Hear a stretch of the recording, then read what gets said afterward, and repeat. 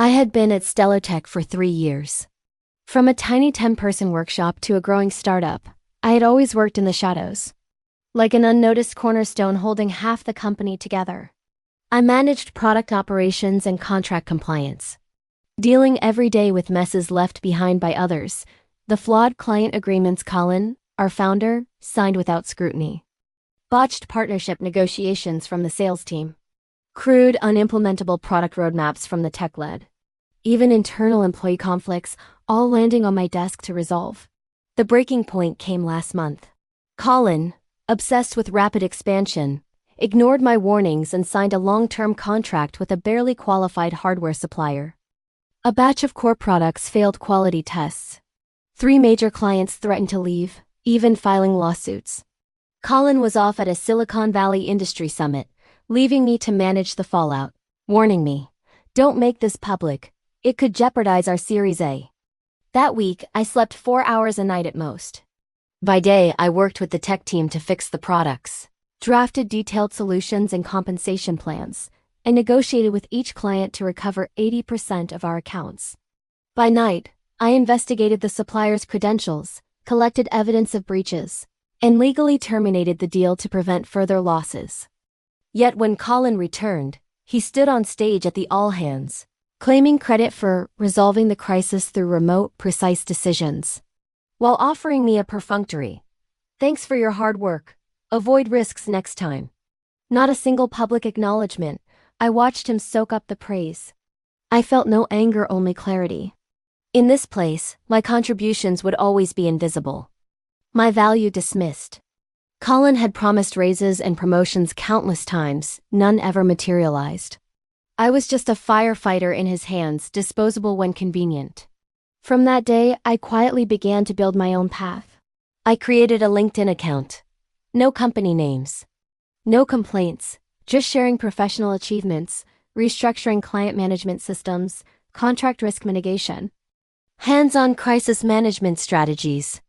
I knew that in Silicon Valley, only merit mattered. Building my professional image was my ticket out. At first, my posts got a handful of likes, but I persisted, posting daily. Slowly, industry professionals began following me.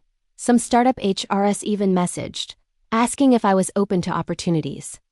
I didn't respond immediately. I kept building content. I started sharing subtle insights into startup pain points. Leaders' emotional decision, making wasting resources, silent contributors drifting away, internal chaos with actionable solutions. No names, just truths that resonated. My account gained traction. Investors reached out. My silent resistance was starting to make waves. Colin noticed. Likely hearing rumors from investors, he grew anxious. In a team meeting, he hinted without naming me. "Some employees are too busy building personal brands on social media. We can't keep people like that." His gaze swept the room, landing on me. Threat unmistakable. I stayed silent, head down, taking notes. I knew confronting Colin was futile, ego-driven, image-conscious, controlling. Provoking him would only escalate things. What I hadn't expected was his subtle suppression. Soon, HR issued a new handbook clause. Employees must obtain prior approval before posting content on social media that may affect the company's image. Privately, HR confirmed it was Colin targeting me. Then he quietly transferred my core projects, the 2 key clients and internal system optimization, to the VP of product Lena, who only echoed Colin. Projects faltered. Colin blamed me for improper handover. Worse, I overheard Colin, Lena, and HR disparaging me privately, claiming I was ambitious, seeking attention externally, encouraging isolation. These attacks didn't intimidate me, they made me meticulous. Every LinkedIn post polished, objective, airtight, revealing nothing about the company. Then I got an anonymous text from a temporary number. "Colin plans to fire you next week for social media violations. HR is fabricating evidence." Relief washed over me. I had prepared, though the timing surprised me. It turned out the text came from Macy, the admin assistant. I had saved her early on from being fired after a meeting mistake. She remembered my help and risked herself to warn me. After the warning, I posted a sharp yet restrained LinkedIn message. hinting that some startups suppress insightful, outspoken employees to hide internal problems. The post went viral. Others shared similar stories. Investors noticed, including Samantha, managing director at Peakview Capital. A week later, Colin summoned me with fabricated evidence, officially firing me for excessive LinkedIn activity and suspected job hunting, destabilizing the company. I didn't argue.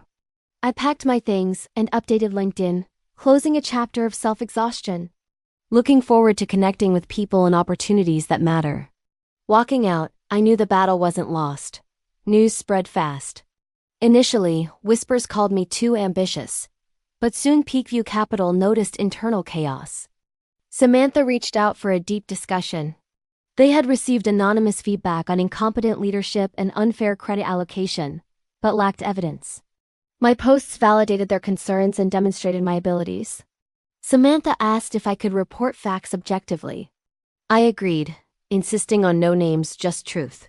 Over days, I detailed operational flaws, Colin's missteps, employee realities, and my exit memorandum documenting all I'd fixed: stolen credit, unpaid bonuses, and misconduct. Peakview Capital withdrew Series A funding. Panic erupted. Employee resignations skyrocketed. Board investigations began, exposing the truth. Colin lost all trust and control. He called repeatedly, offering high salary, promotion, pleading for my return. Humble, apologetic. I calmly refused. I didn't leave the company. I left injustice and disrespect, I said. I solved problems professionally, but I won't serve someone who doesn't value others. Former colleagues sought my help. I connected them to opportunities. Helping them regain freedom gave me warmth. Colin went bankrupt, held accountable, and exited Silicon Valley. As I prepared to join another startup, Samantha invited me to Peakview Capital's advisory board to guide portfolio companies on operations and risk. Your expertise and clarity deserve recognition and can help startups navigate challenges, she said. I accepted. Walking into Peakview's office, sunlight streamed through the windows, warm and bright. Looking back, no resentment, only gratitude. Gratitude for speaking up, escaping injustice, realizing my true value. In Silicon Valley, I finally understood.